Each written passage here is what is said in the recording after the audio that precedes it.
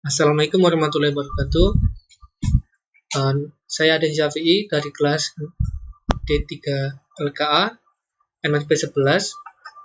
Saya akan membahas mengenai aplikasi keselamatan dan kesehatan kerja K3 pada penggunaan dan instalasi lift. Perkembangan teknologi di industri memberikan kemudahan dalam proses produksi, juga meningkatkan produktivitas perusahaan. Namun, kemajuan teknologi memiliki dampak negatif. Di antaranya adalah meningkatkan potensi bahaya yang dapat menimbulkan gangguan keselamatan dan kesehatan bagi para pekerjanya. Berdasarkan statistik di Indonesia, 80% kecelakaan diakibatkan oleh tindakan yang tidak aman. 20% lainnya disebabkan oleh kondisi yang tidak aman. Tindakan tidak aman atau unsafe act sering ditemukan adalah perilaku yang tidak patuh terhadap SOP yang berlaku, mengabaikan peringatan dan keamanan, juga tidak menggunakan alat pelindung diri. Di lain sisi, kemajuan teknologi juga memberikan kemudahan dalam proses bekerja. Misalnya, seperti penggunaan lift. Penggunaan lift untuk mempermudah orang-orang yang naik turun pada sebuah gedung. Selain itu, lift juga digunakan sebagai alat angkut barang-barang yang tidak mungkin diangkut melalui tangga biasa. Dalam pengendalian resiko keselamatan di bidang lift, banyak perusahaan yang masih belum menerapkan kaidah manajemen resiko keselamatan dengan benar, sehingga pengendalian resiko belum berjalan tepat dan efektif. Untuk itu, perlu upaya untuk mengurangi timbulnya kecelakaan kerja, maka dibentuklah sistem manajemen keselamatan dan kesehatan kerja, terutama di bidang instalasi lift.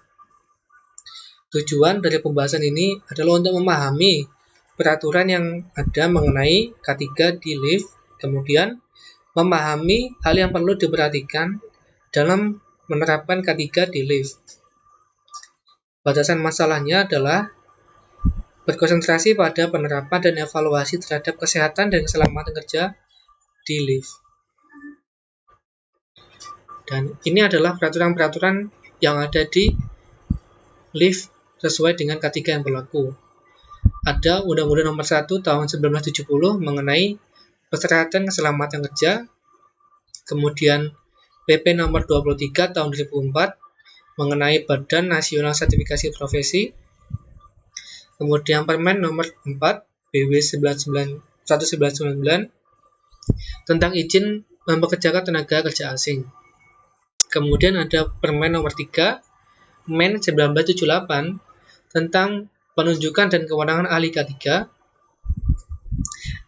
SNI 1718/1989 tentang pemeriksaan dan pengujian lift, Permen Nomor 3 Men 1995 mengenai syarat-syarat penunjukan perusahaan jasa K3 atau PJ-K3, Permen Nomor 3 Men 1998 tentang tata cara pelaporan kecelakaan kerja. Kemudian Permen Nomor 3 Men 1999 tentang syarat-syarat keselamatan lift, pengangkut orang dan barang. Kemudian yang terakhir adalah Permen Nomor 4 BW 1999 tentang persyaratan teknisi lift.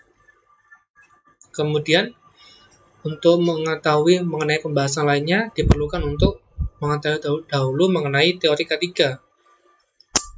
K3 merupakan kesehatan dan keselamatan kerja.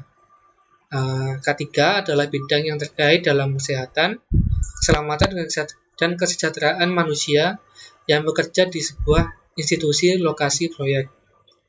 Tujuan K3 adalah untuk memelihara kesehatan dan keselamatan lingkungan pekerja. K3 juga melindungi rekan kerja, keluarga pekerja, konsumen, dan orang lain yang juga mungkin terpengaruh kondisi lingkungan kerja. Selanjutnya adalah teori K3, namun spesifik membahas mengenai keselamatan dan kesehatan dalam lingkungan kerja lift. Dalam hal ini terdapat 3 aspek, yaitu perencanaan, pemasangan, dan pengoperasian. Sebenarnya 3 aspek ini merupakan 3 aspek dasar mengenai K3.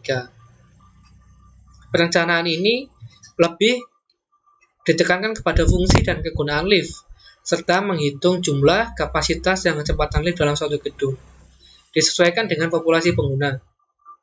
Hal ini sudah diatur dalam Permen nomor 3, Men 1999, bab 3, pasal 24, ayat 2 dan 4. Kemudian, pada tahap selanjutnya adalah pemasangan, yaitu assembling dari semua peralatan yang telah direncanakan dan diproduksi sesuai dengan gambar rencana. Tahap terakhir adalah pengoperasian. Pengoperasian diawasi oleh teknisi yang kompeten dan memiliki CEO sebagai penyelia pengawas operasi lift, dan harus memiliki manajemen kondisi darurat agar saat terjadi kejadian darurat dapat diatasi dengan cepat. Kemudian terdapat syarat-syarat kesehatan dan keselamatan kerja di lift. Di antaranya adalah kapasitas lift harus dicantumkan dan dipasangkan di kereta, kapasitas angkut sebagaimana dimaksud nomor 1, sesuai dengan kapasitas angkut yang dinyatakan dalam izin pemakaian. Kemudian penetapan jumlah orang yang dapat diangkut sebagaimana dimaksud pada ayat 1 berdasarkan SNI yang berlaku. Kemudian terdapat aspek dalam bagian-bagian lift dan pemasangannya yang terdapat pada pasal 4. Di antaranya adalah 1.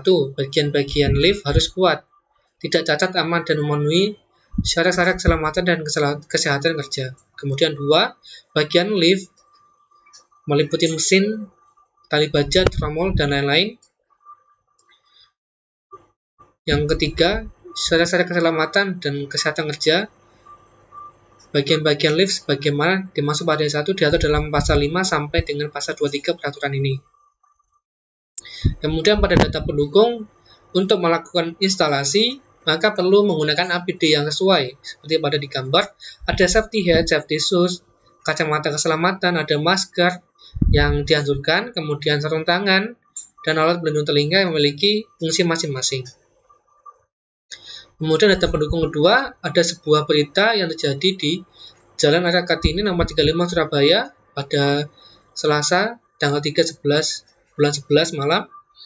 Kecelakaan tersebut disebabkan oleh lift yang digunakan untuk proyek pembangunan yang secara tiba-tiba anjlok. Terdapat 6 korban dalam peristiwa ini, dan pada dugaan awal diduga karena as yang berfungsi untuk menahan perputaran seling ternyata patah. Akibatnya, lift langsung anjlok dengan kecepatan penuh hingga jatuh ke dasar gedung. Dan kemudian adalah analisa dan pembahasannya. Yang pertama adalah banyak orang yang terburu-buru ketika hendak menaiki lift, sehingga posisi badan dan kaki menjadi sangat berbahaya. Bisa jadi terjepit atau pakaiannya tersangkut di dalam pintu, sehingga dapat menyebabkan luka atau cedera yang serius. Kemudian ditambah mekanisme pengawasan K3 yang kurang dipedulikan, seperti berita yang tadi saya sebutkan, bahwa pengawasannya masih kurang untuk bagian-bagian komponen sehingga terjadi kecelakaan. Dan harapannya hal ini seperti yang terjadi pada berita dapat diatasi dengan melakukan pengawasan yang ketat. Kemudian kecelakaan di lift juga diakibatkan oleh tindakan yang tidak aman, seperti melebihi kapasitas penumpang, dan lain-lain. Kesimpulannya adalah, dengan adanya peraturan K3 di lift, maka pengguna lift menjadi aman dan selamat. Untuk itu perlu juga APD untuk meminimalisir cedera. Kemudian untuk meningkatkan mekanisme pengawasan K3, dimulai dari perencanaan, pengoperasian, dan pengawasan yang baik. Kemudian sarannya adalah sebaiknya peraturan K3 dipahami oleh semua pengguna lift, baik pekerja maupun orang awam, sehingga tidak terjadi kecelakaan seperti yang tidak diinginkan. Demikian pembahasan yang saya buat. Apabila ada kesalahan, saya mohon maaf. Terima kasih.